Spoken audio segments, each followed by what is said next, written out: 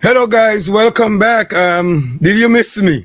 Um, on this channel, we're helping you build wealth one investment at a time. And today we're going to talk about what just happened in the stock market. As you guys know, anytime the Fed give a speech, the stock market drop, and it dropped tremendously. So, I mean, maybe it's time for them to raise rates, but something has to be done. I think they have another meeting coming up.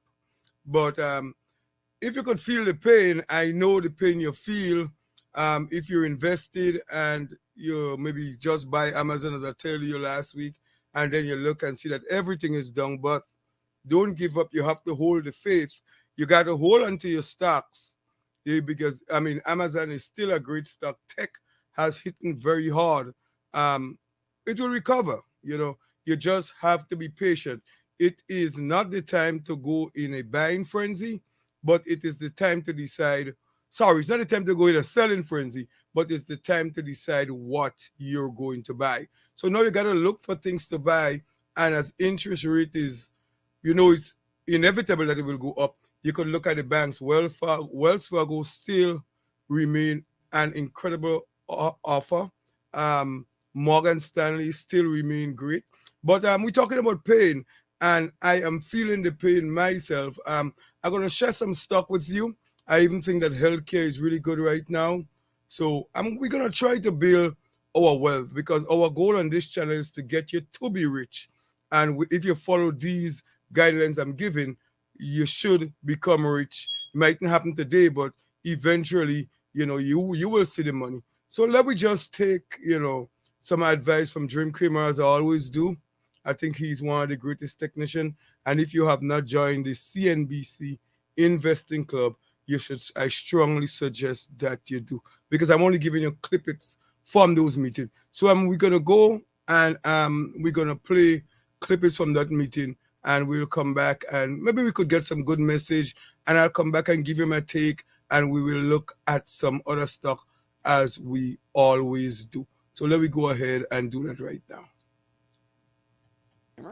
With Jeff Marks for your morning meeting, exclusively for the CBC Investing Club members. Jeff, it's pure carnage. We expected carnage, which is why it's always weird when you get carnage and people freak out. But I would say this, getting oversold, the number was very red hot. The Fed takes action more aggressively. I now think the stock market goes up. But Jeff, let's talk about how to protect your portfolio in time when inflation 4-year high. You got the floor. Yeah, look, I think you have to continue investing in the companies that we've been preaching about now, really since last November. Companies that are profitable, they make things, do things. They return a large portion of those profits back to shareholders, whether it be through dividends or share repurchases. And they trade at reasonable valuations. I mean, look, we could go down the list from a company perspective, but that maybe on a sector perspective, some things we still like. I think healthcare, right? Drug stocks. And we could talk a little bit about another drug stock that we're thinking about buying. And with inflation still hot and really no solution yet on how we're going to get oil prices down, energy, Jim, which I know is the sector you've been, beating the drum on all throughout this year. I think those huge dividends that they offer, I think is an area where you could continue to see at least better relative performance, right? Exactly. I mean, I think that we're developing a situation where you have to have some of your portfolio overweighted toward healthcare with the idea that the Fed's going to succeed, but to succeed, that means a step function down and layoffs.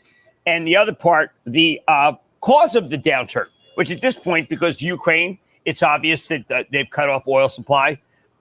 China is a different issue. You got to avoid technology if you can, because the shutdown just continues. Because, look, we have no natural immunity to this disease. I do not know what the Chinese are thinking. I don't know what the Russians are thinking. So let's just say they're wild cards. So we want to avoid that deck entirely. And that brings me to Johnson & Johnson. We've got the market down very badly. We've waited and waited and waited to commit capital. It's time. And I think after this call, after Jeff and I talk, we're going to buy some J&J. Why come in now? Well, we waited for it to be down a bunch from our basis. It is. Why do we have any catalysts? Well, we know that they're breaking themselves up. But mostly, if the Fed slows the economy, then people are going to buy J&J. Now, the intractable nature of the slowdown has to do with oil. Once again, when I interviewed Brian Deese, who's his economic advisor, the president's not going to meet with the oil companies to get oil production up to, say, 12, 14, which they would do. They would do, I believe, if they were offered something in return. So you want to buy slowdown stocks. Jeff, you know we have a number of slowdown stocks. Why should we pick J&J? Well, I think you brought up a key point, right? Inflation hot. Fed needs to hike rates. They need to slow the economy down. Why we like J&J? Well, look, its pharma business is one of the fastest growing names in the large cap pharma industry. They got plenty of new drugs in the pipeline. 13 expected to be filed between now and 2025. Medical device business had a very strong first quarter. Remember, they're seeing a lot of business come back because a lot of procedures were delayed due to the pandemic. And that consumer business, that's a very steady Eddie type business for them. AAA balance sheet, I love that. Now, of course, yes, the strong dollar might hurt. It might impact earnings in the near term, right? We saw Microsoft last week pre-announce earnings a little bit lower due to FX and Salesforce when they reported a couple weeks ago. They said the similar things, but I think it's just Johnson & Johnson, great businesses, great balance sheet, pays a steady dividend that they increase year over year. And to your point, we've waited. That's why we're never ever aggressive when it comes to buying new positions, especially new positions. We don't buy all at once. We dollar cost average into these, and I think it's $5 below our average cost basis. So the time is right just to make the next leg. Exactly right. Now, if you go back to our last monthly conference call, this is what we said we're going to do. We said we're going to let the market come down and we'll buy more. So when the market comes down, a good portfolio manager says we got to buy more. Obviously, it feels horrible to buy right now, but that's what discipline says you do. And we got to be disciplined. We have to pick levels. We have to wait up and use what we call wide scales because the market's awful. If the market rallies here, we've got stuff that we can sell just like we did last time we were high grading. So J&J is right for all the reasons that Jeff said. Now, the question could be, well, why not make AMD? Why not buy AMD? They had an amazing investor day. Lisa Sue's on Mad Money tonight. The gross margins are great. The product ramp is great. They're taking share from Intel. And the answer is why you can't buy AMD today is, one, we have a sizable position and we're doing well with it. But the second is that technology uniquely doesn't fit in right now. It's not in China. China's doing badly again. Another weekend lockdown coming. And these stocks, the cohort is overvalued. AMD's not overvalued, but the cohort's overvalued. So, Jeff, we can't just come in and stick our finger in the air and say, time to buy AMD at an analyst meeting. You have to wait. It's not low enough to buy any.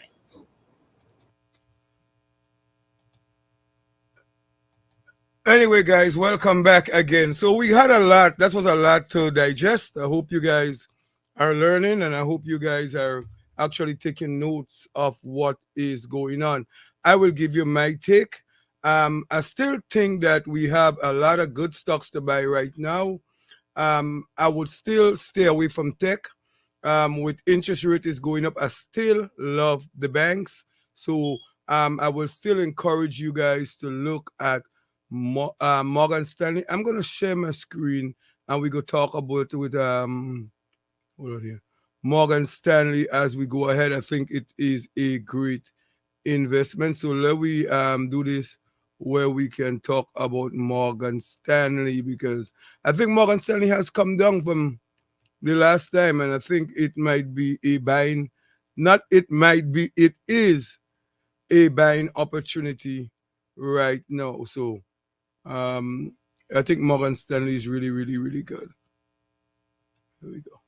So there we have Morgan Stanley, $77.40. They give a 3.5 dividend, which is really, really good. And I said this before, interest rate, the Fed is increasing interest rate with inflation. My goal is, I hope that the Fed could get a hold on inflation and we could all get back to some normalcy, because I could feel your pain, and sometimes you have to take the pain, suck it in, be patient, and things would recover. So Morgan Stanley, it's one of the other stock that I want to talk You could also look at Wells Fargo. Wells Fargo is like $40. I'm not going to put up Wells Fargo on the screen, but my two banks is Wells Fargo and Morgan Stanley. Now we got to talk about healthcare, guys, and healthcare is very, very important. And I want to talk about a company it's called Eli Lilly. That company has done very good. They has just came out with, as you guys know, if you follow that company, they has been working on an Alzheimer's drugs for years. So, and now I think they come out with a drug that tackle obesity.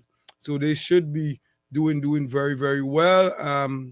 Let me just pull that company up because I think it might be a good opportunity for you to buy this company here. So they give a nice dividend, Eli Lilly. Great company. It's only $296 a share, and they give a dividend. And guys, if you're just starting to invest, we can't look at the price so much and say, oh my God, it's $296.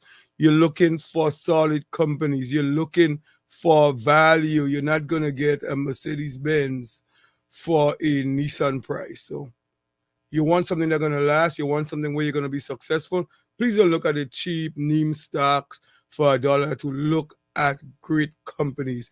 Look at solid companies. So that's an amazing company. I'm going to share a company where I've been feeling some pain, and that company has a lot to do with China, guys. And so that way you could feel my pain and you could know that everything that I buy, being totally honest, has not worked out. But I have faith and I know they're going to come back, and they give a wonderful dividend. And I'm waiting for it to come back. It might be a buying opportunity for you if you think that China, once China is open. Let me share that company with you. It is a company, and most of the companies I talk about, they are in my portfolio. I just want you guys to know. Or as companies I'm thinking about buying, and it is Starbucks. I still think Starbucks is a wonderful, wonderful company. I believe in Starbucks. I think I paid like $109, so I'm down about 20% approximately. But I have faith. I'm not panicking. I'm not in a panicking mood because I know Starbucks going to come, and I know once they come, I'm going to reap the benefit. And I'm still reaping the benefit because I am getting a nice dividend. So I just want to talk to you about that. I still believe in the other companies that we talked about last night. I still believe in Procter & Gamble. Sorry, not Procter & Gamble, but Pioneer Natural Resources, guys.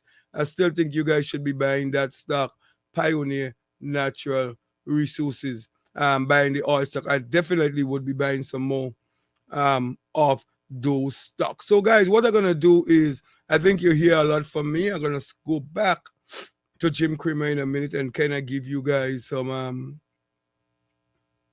I'll give you guys some more advice where you can listen to some more from the morning meeting, and then we'll come back and close out. So let me just share that screen with you guys so we can listen a little bit more.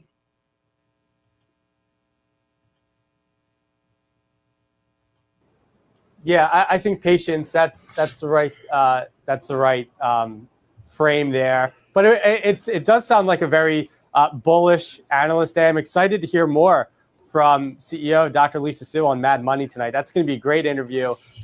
Really bullish about their total addressable markets. They raised those figures significantly. I just want to call out too, based off their long-term financial model, analysts are now saying $7.50, maybe $8 earnings per share in 2025. Which obviously a lot has to go right to get to 2025. But yeah, Jim, so cheap. But to your point, just kind of like what we did in April when we knew the Fed had to get more hawkish. We sold our semiconductor positions down. We know the Fed has to they have to stay hawkish right now because inflation has not cooled yet. So we're being patient. We've right-sized it, but we're going to let it come in before pulling the trigger next. Right. Now, before the morning meeting, we do huddle, even though I'm over here. Talk about what we want to talk about. And the most difficult one in our portfolio right now is Disney. Disney, they fired a couple people yesterday whom they felt were just not doing a good job.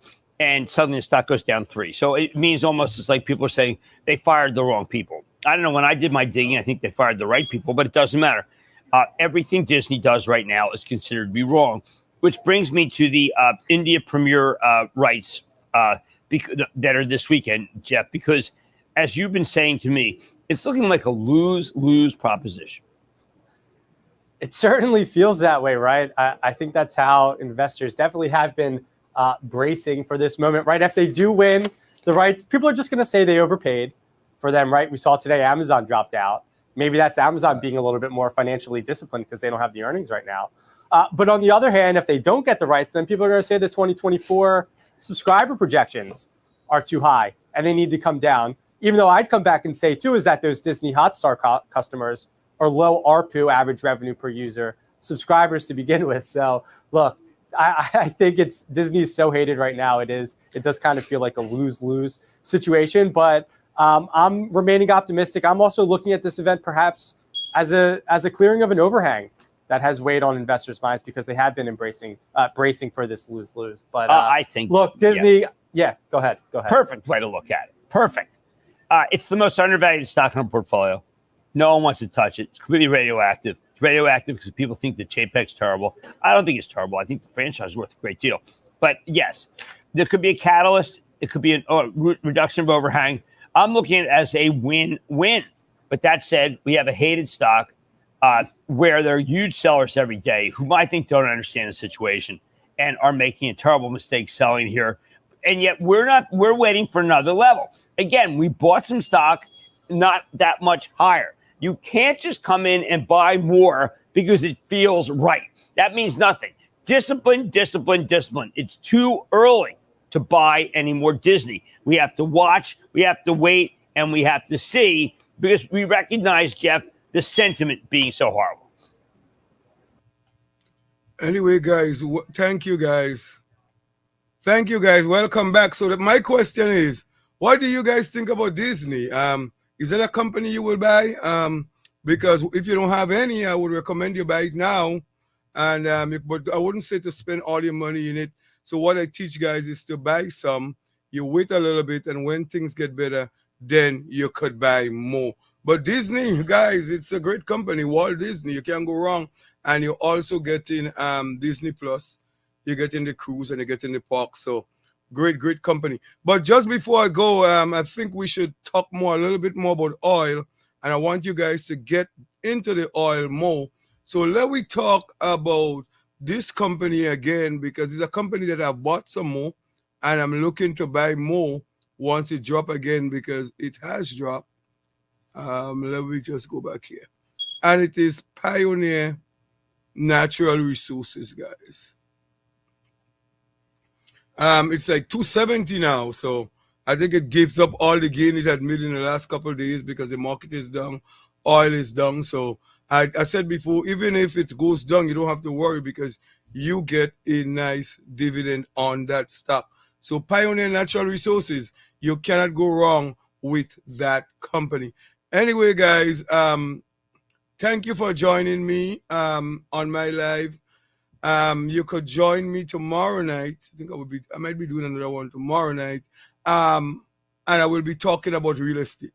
So as you guys know, I does both stocks and real estate. So on the weekends, just before you go, I just want to share one thing with you where you can get a copy of my free book if you download it over here. So let me just go do this here just for a short minute. I could give you this book. You can let me also give you a link where you can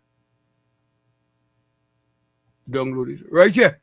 If you go to that site, you can get a free copy of that book. So you could go understand how to do real estate marketing. Can't go wrong doing that. Anyway, guys, thank you for watching the live, and I'll see you tomorrow night when we will discuss some real estate. Anyway, guys, see you. Bye.